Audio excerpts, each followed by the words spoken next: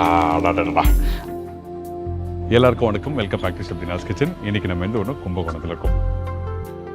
நம்ம daily morning பிரேக்ஃபாஸ்ட்டுக்கு ஒரு சூப்பரான ஒரு சட்னி வேணும்னு சொல்லி எதிர்பார்ப்போம். ஆனால் வீட்டில் 365 நாள் இருக்க ஒரு பொருள் பார்த்திங்கன்னா இந்த வெங்காயம்.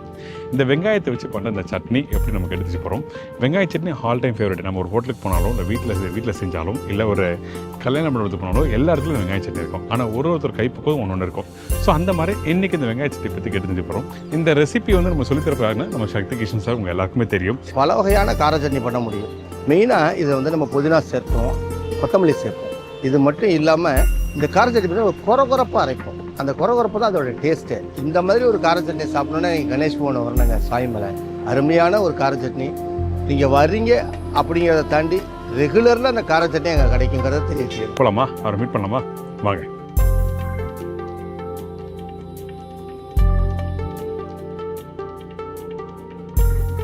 வணக்கம். வணக்கம் சார். எப்படி இருக்கீங்க? நல்லா இருக்கேன் சார். ரொம்ப சந்தோஷம். இன்னைக்கு நம்ம பார்க்க போகிற ரெசிபி என்ன ரெசிபி? வெங்காய கார சட்னி. நம்ம இட்லிக்கு தொட்டுக்கலாம், தோசைக்கு தொட்டுக்கலாம், அந்த மாதிரி ஒரு கார சட்னி. ஸோ இந்த வெங்காய கார சட்னி என்ன ஸ்பெஷல் நீங்கள் பண்ணுறதில்ல, அதை பற்றி சொல்லுங்கள். இந்த வெங்காய கார சட்னிக்கு வந்து அம்மா சொல்லி கொடுத்த ரெசிபி தான் சார் இது. இந்த ஹோட்டல் இண்டஸ்ட்ரிக்குன்னு ஒரு டேஸ்ட்டும் அவங்கள மறுபடியும் நம்ம திருப்பி கூப்பிட்றதுக்கு சில விஷயங்களை நம்ம வந்து அதில் புதுமையாக செய்யும்போது அவங்களுக்கு வந்து அந்த டேஸ்ட்டை ரொம்ப பிடிச்சி போய் நம்மக்கிட்ட வருவாங்க சார். அந்த மாதிரி இருக்கக்கூடிய ஒரு சில விஷயங்கள் நான் கொஞ்சம் ஆட் பண்ணியிருக்கிறேன். இதில் எக்ஸ்பெஷலி என்னென்னு கேட்டிங்கன்னு சொன்னால் நம்ம புதினாவும் மல்லியும் நம்ம சேர்த்து இதில் பண்ணுறோம் சார். ஓ, அப்படி போடும்போது அந்த அந்த ஃப்ளேவர் வந்து நம்ம கூடுதலாக வெறும் வெங்காய வாசம் மட்டும் இல்லாமல் இதில் வந்து புதினா, கொத்தமல்லி, கருவேப்பிலை மூணுமே நம்ம இதில் ஆட் பண்ணுறோம். ஆட் பண்ணும்போது அதோட ஃப்ளேவர் பார்த்தீங்கன்னு சொன்னால் எக்ஸலண்ட்டாக இருக்கும் சார். அது கொஞ்சம் நம்ம அதிகமாகவே நம்மளை சாப்பிட வைக்கும். தேவையான சொல்கிறீங்களா? அவசியம் சார்.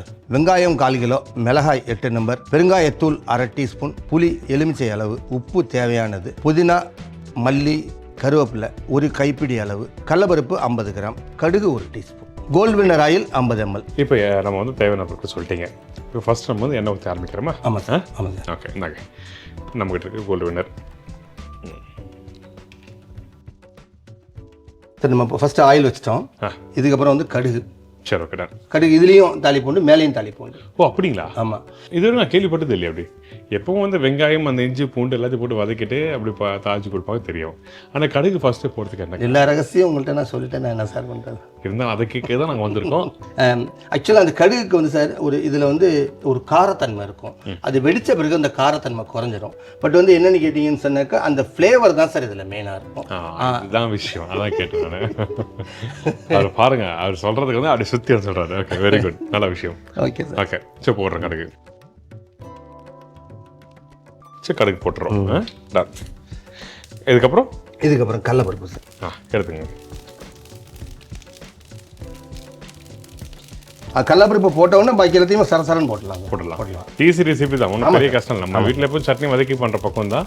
ஆனால் பார்த்தீங்கன்னா இதில் வித்தியாசம் பார்த்தீங்கன்னா நம்ம கடுகு நம்ம வீட்டில் போட்டு பண்ண மாட்டோம். ஆனால் இங்கே கடுகு போடுறாங்க. தாளிப்பில் மட்டும் தான் யூஸ் பண்ணுவோம். கண்டிப்பாக. ஓகே. ஸோ இந்த மாதிரி கடுகு நல்லா பொரிஞ்ச பிறகு நம்ம கடலைப்பருப்பு சேர்க்குறோம். ஆமாம் சார். இந்த கடலைப்பருப்பு சேர்க்கறதோட நோக்கம் என்னன்னு கேட்டிங்கன்னு சொன்னாக்கா, இப்போ நம்ம வெறும் வெங்காயத்தை மட்டும் அரைச்சி கூட அதை பண்ணிடலாம் சார்.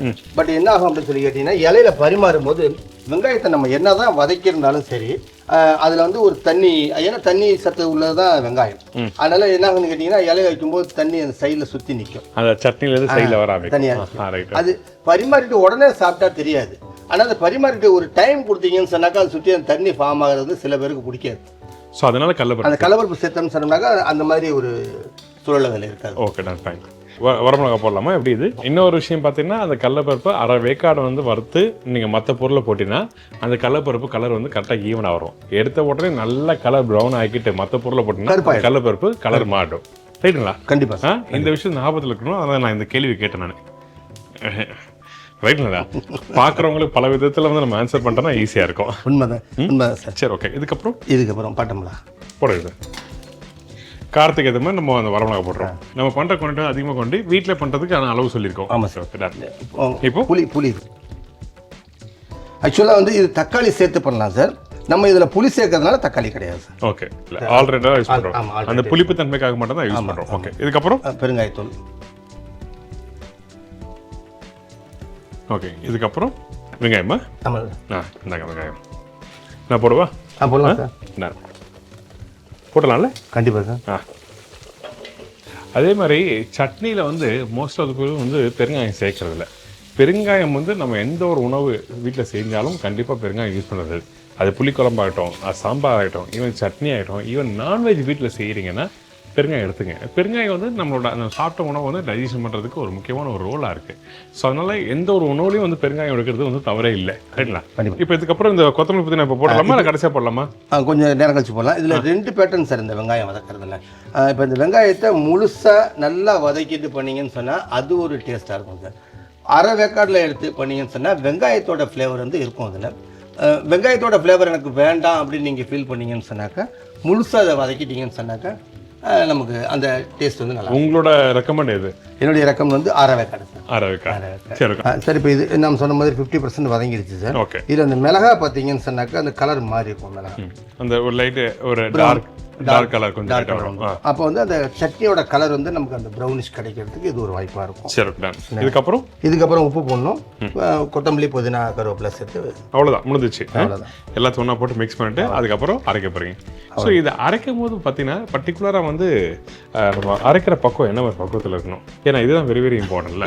ஏன்னா சட்னி அரைக்கிறதுலேயும் ஒரு வித்தியாசம். ஒரு ரகசியத்தையும் வச்சுக்க விட மாட்டேங்குது. என்ன பண்ணுறது? இல்லை, இது வெரி வெரி இம்பார்ட்டன்ட். ஏன்னா நான் ஸ்ட்ராங்காக நான் கேட்பேன். நான் இன்ஃபர்மேஷன் ப்ராப்பராக ஷேர் பண்ணும். எண்ட் ஆஃப் தி டே அது உங்களையும் சாரம் என்னையும் சாரம். அதான் விஷயம். கண்டிப்பாக சார். சரி, ஓகே. இப்போ கொத்தமல்லி புதினா கருவேப்பிலை 3 போட்டாச்சு.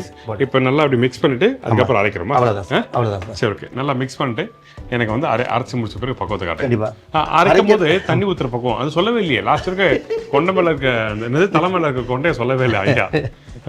இது அரைக்கும் போது அந்த கடலைப்பருப்பு வந்து முழுசாக மசிஞ்சிடக்கூடாது சார். கொஞ்சம் அந்த திப்பி திப்பியாக இருக்கணும். அதே மாதிரி இந்த வெங்காயமும் சரி நல்லா நைஸாக அரைச்சிட்டிங்கன்னா சாப்பிட்றதுக்கு வந்து அந்த சுவை வந்து நாக்குக்கு தட்டுப்படாது. கொஞ்சம் குறகுறப்பாக அரைச்சோம்னு சொன்னோம்னாக்கா குறகுறப்பாக ஒரு 80 to 85% இருக்கலாம் சார். அரைச்சது 10 to 15% குறகுறப்பு இருக்கணும். சரி, அரைச்சாச்சு. ஆமாம் சார். இப்போ இந்த 80 to 85% இருக்கிற மாதிரி நம்ம சுத்தமாக நல்லா அரைச்சாச்சு. திருப்பி தாளிப்புக்கு வந்து நம்மளுக்கு என்ன தேவை? ஆயில் இந்தாங்க, எவ்வளோ தேவையோ எடுத்து யூஸ் பண்ணுங்க. உங்கள் நல்ல மனசுக்கு ஏற்ற மாதிரி நிறைய யூஸ் பண்ணுங்க. அப்படியே தான் சொல்லுவேன். அப்படியே அளவோட யூஸ் பண்ணுங்க. என்ன சொல்கிறீங்க? நிறைய விஷயம் நீங்கள் சொல்கிறீங்க சார். அதை நான் ஒபே பண்ணிடுறேன் சார். அப்பப்போ சொல்ல வயசில் பெரியவர் சொல்கிறான்னு சொல்லி சொல்கிறாரு. வயசு கம்மியாக கூட அனுபவம் அதிகமாக இருக்குல்ல. அப்படிலாம். ஸோ இப்போ இந்த தாளிப்பு சொல்லும் போது வந்து நம்ம அந்த கடலைப்பருப்பு ஒரு போடுவீங்களா? இல்லை, எதுவுமே கிடையாது சார். வெறும் கடுகு, கொஞ்சோண்டு காஞ்ச மிளகாய், கருவேப்பிலை. சரி, ஓகே.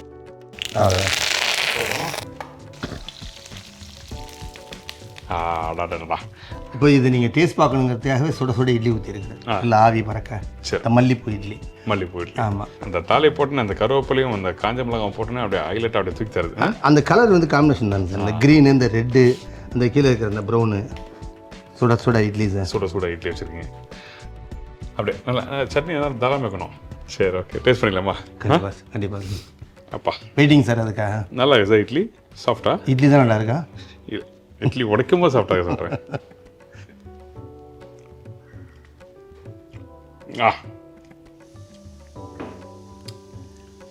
பிரமாதம்.